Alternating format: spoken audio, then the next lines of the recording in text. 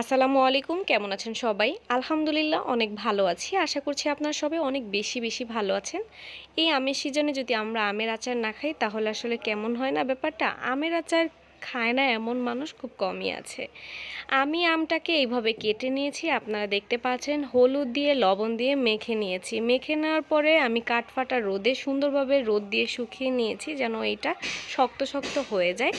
এরপরে এইখানে আমি পাঁচফোড়ন কয়েকটি শুকনো মরিচ দিয়ে সুন্দরভাবে এটাকে আমি ভেজে নিচ্ছি। ভেজে নেওয়ার পরে ওই রোদ দিয়েছিলাম যে আমগুলো সেগুলো আমি ভেজে নিই।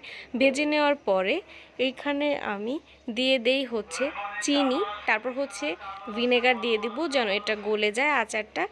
তারপর আমি পরিমাণ মতো ভিনেগার দিয়ে দিই। তারপর হচ্ছে এইখানে আমি যে ব্লেন্ডার করে নিয়েছিলাম যে পাঁচফোড়ন এবং শুকনো মরিচটা, ওইটাও দিয়ে দিই গুঁড়ো করে পরিমাণ মতো, দিয়ে এটাকে সুন্দরভাবে